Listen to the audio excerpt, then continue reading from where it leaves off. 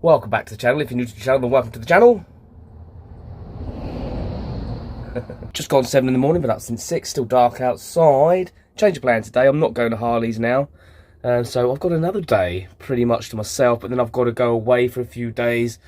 But I wanted to talk to you about one thing that has occurred to me recently. And we purchased one of these the other day, which is a CO2 detector. There's our fire detector there.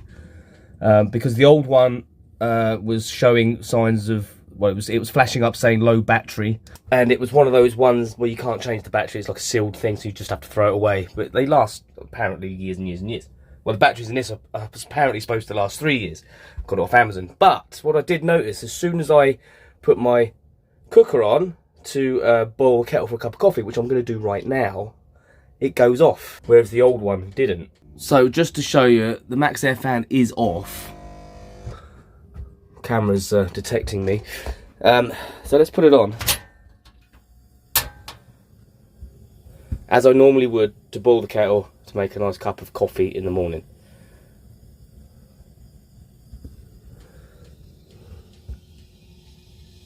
There you go. It only took about 30 seconds and that is going off.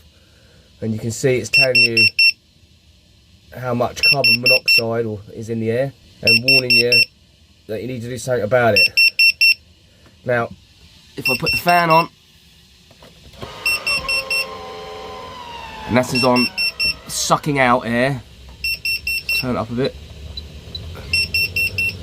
like so, you'll see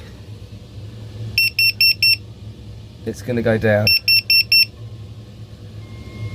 Numbers dropping down. Sorry, the beeping's annoying.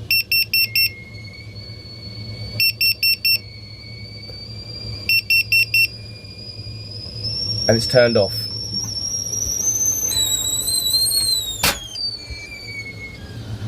Now it's completely off. So what I'm getting at is, we've been in this van for 18 months, just replaced that for a new one. The old one never ever went off, no matter how long you were cooking for. And it just made me think, crap, make sure these alarms, carbon monoxide, are working and are adequate, especially when we've got diesel heaters in here and we're cooking on gas and things like that. Ventilation is key. I'm only saying it because people do die. I googled it.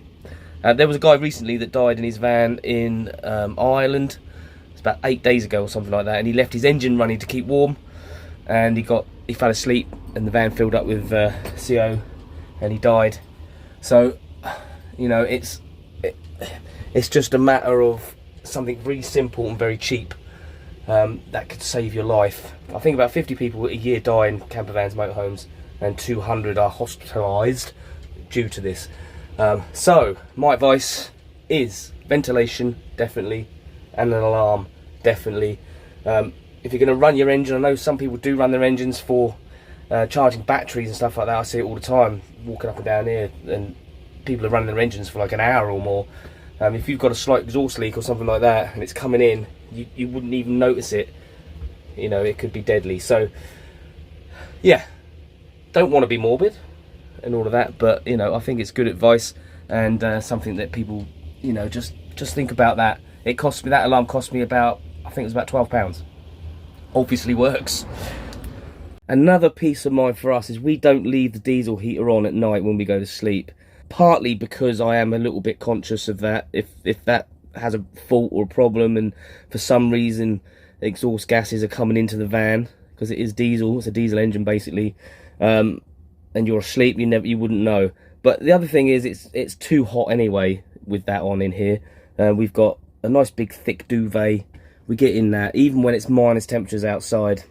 Don't wake up cold, and then we just whack it on in the morning before we get out of bed, and all's good. Plus it saves on diesel, doesn't it? Saves on fuel and battery power. So, and it just so happens I do have a leak on my exhaust on my engine, but I very rarely run the engine to do anything, not for keeping warm at all, but you know, sometimes in dire emergencies I've had to put it on to charge the house battery up a little bit when we've run out of power on that. But apart from that, no. But it is a reminder to get that fixed. Something else on the list. Anyway, so on that note, I've got some things to do today. I need to go out and get some power. We're not doing too bad on power, actually. We was at a campsite over a week ago. Was it Wednesday now? So about 9 days ago, charged everything up, obviously. House battery was charged up to full. That's a 200 amp hour LiFePro 4. I haven't used it for any 240, just for 12 volt, and it's still going strong. It's fine. Been using the EcoFlow and the All Powers, you know, rotating those for our 240 power. And yeah, we're doing alright, but I've got a full EcoFlow this morning, so that's going to run the van all day long, the 240 side of it. And I've got an empty All Power, so I'm going to take that out with me today and charge that up.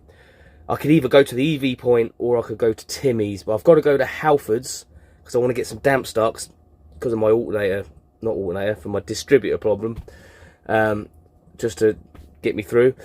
So I might go to Timmy's and charge it up at the same time and maybe get lunch or a coffee. I might get lunch, I don't know, we'll see how it goes.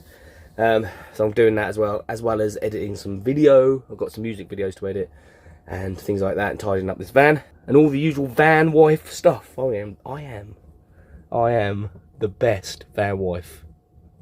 I'm a little bit at a loss what to do now.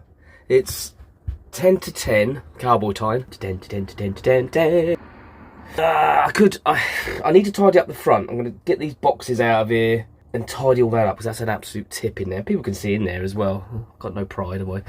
If I go now, because I need to go out, and I need to get diesel for the heater, and I need to get something for my alternator. I need to go to the lockup as well, which is all down in Chichester. Which I can take my car, that's fine. So I won't lose my park up for the van, but then I might lose my park up for the car. Although there is a parking space right there. But I need to charge up the All Powers as well, so all of that's probably going to take about 3 hours. And I could probably do with going into Chichester and get some new glasses, because my glasses broke. Cause I keep falling asleep with them on and I keep breaking them. And this lens is all scratched, so I get this like blurry thing going on. So I need to go get some more glasses.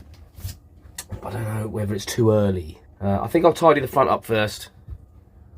Yeah, and then we'll see. I'm getting hungry, but I'm trying to fast a bit because I need to lose some weight. Don't know if you've noticed. I did do some exercises a minute ago. Did some push-ups and some squats. That killed me. My shoulder's hurting. My shoulder's hurting anyway. So I need to. But I just need to get back into it because we cancelled our gym membership, so we haven't been going to the gym. Yeah, trying to get back into that. I probably will join the gym again in the spring. We'll see how we go. So yeah, I'm going to tidy up the front because this is the front.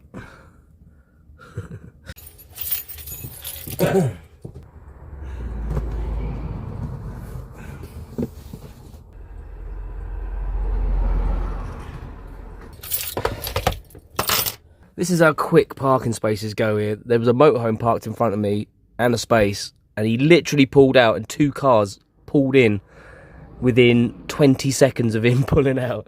This is what I mean. You can't leave here too early, otherwise you just lose your space.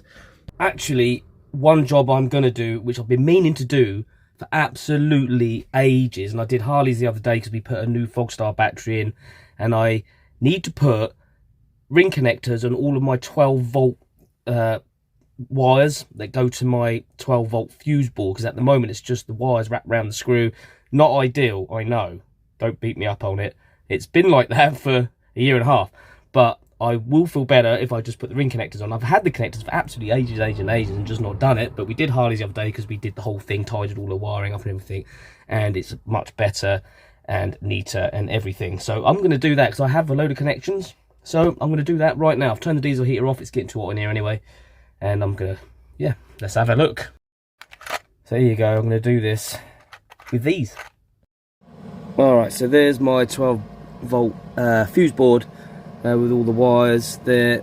And that's the breaker for it. So if I just click that, ooh, that kills the 12 volt power. Luckily I've got a battery light in there so I can see. So I'm just going to do them one by one. And yeah, that's it, should be it.